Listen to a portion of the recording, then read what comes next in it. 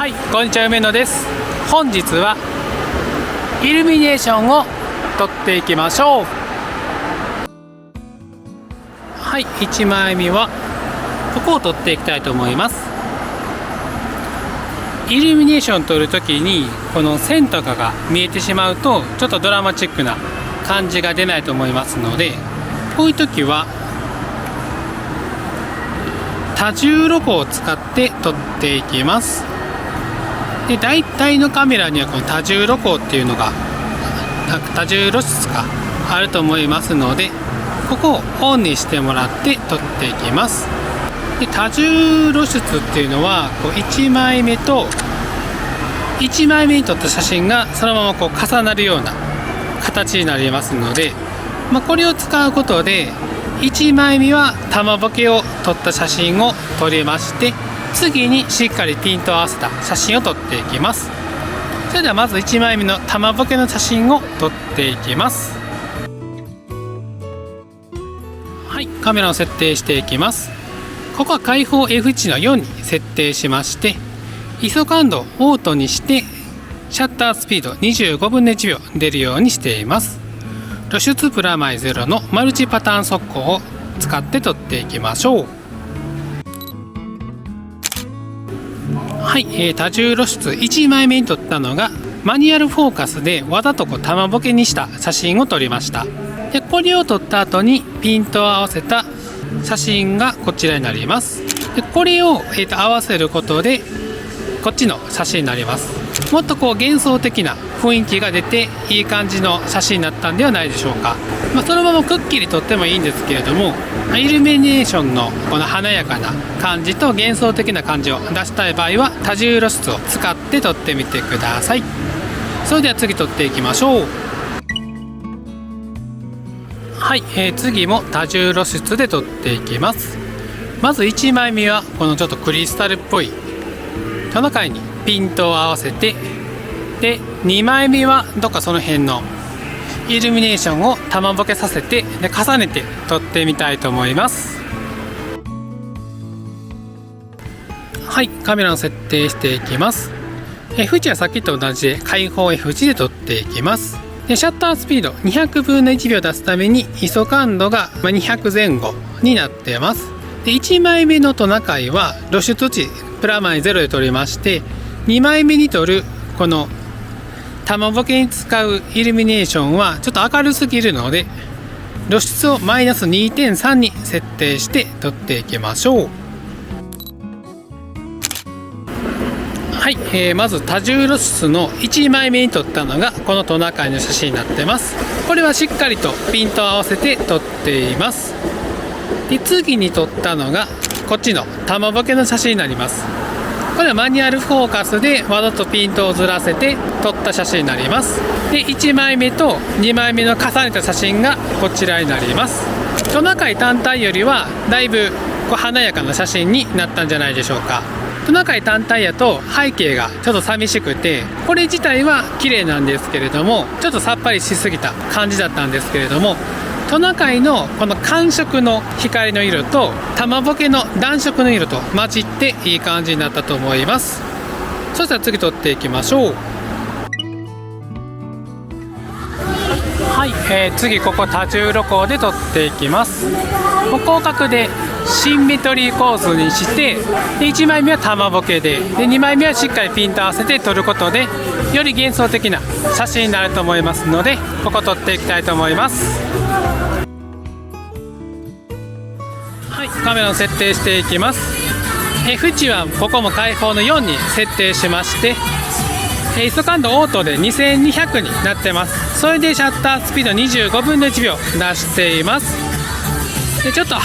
明るすぎるので露出マイナス 0.3 に設定してマルチパターン速攻を使って撮っていきましょう。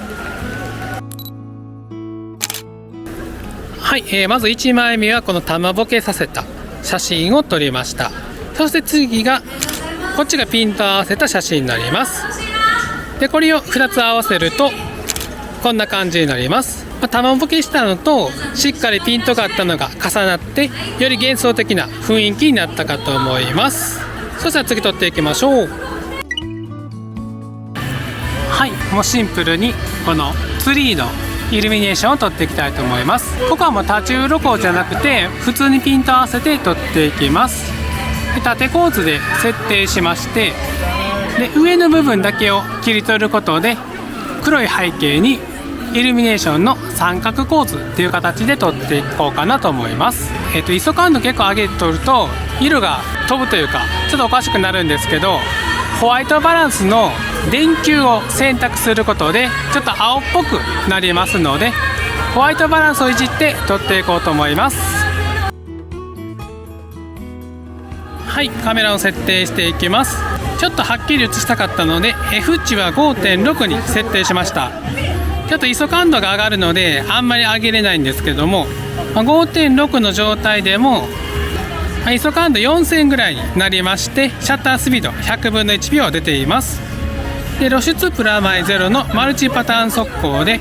ホワイトバランスを電球に変更して撮っていこうと思います。はい、撮った写真がこんな感じになります。もうシンプルに、暗い背景にイルミネーションのツリーの三角構図っていう形で撮ってみました。ISO 感度は結構上がってるんで、今撮った分では後ろの背景の黒が真っ黒じゃなくてグレー色になってるんですけれども、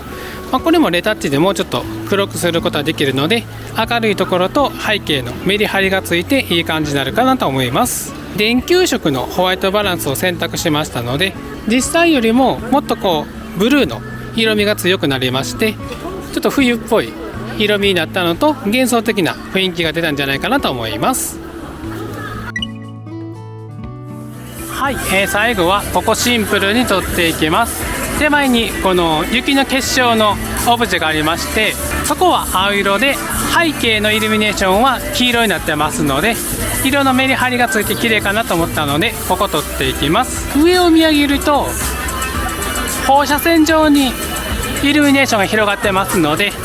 前回の紅葉の動画でもやったような放射線構図を使って撮っていきます。でローアングルから見上げるような形にしまして、ここにピントを合わせて、で上のところをちょっとぼかしながら放射線状に伸びている感じを撮っていこうと思います。はい、カメラの設定していきます。 F 値は開放の4に設定しまして、ISO 感度オートの640になりまして、シャッタースピードが25分の1秒出るようになっています。露出プラマイゼロのマルチパターン速攻で、ホワイトバランスはオートに戻しまして撮っていきましょう。はい、撮った写真がこんな感じになります。下の雪の結晶のオブジェのところにピントを合わせまして、で背景のだいたいど真ん中付近に放射線状に広がっているイルミネーションを配置して撮れました。ローアングルから見上げるように撮ったことでダイナミックな感じが出るのと、背景の放射線に伸びているイルミネーションの効果もあって、高さとスケール感を表現できたんじゃないかなと思います。で多重露光の撮り方もやろうかなと思ったんですけど、ちょっとメインのイルミネーションから離れすぎてて逆に変な感じになるかなと思ったので、ここはシンプルにピントを合わせて撮ってみました。はい、本日はイルミネーションの撮り方をやってきました。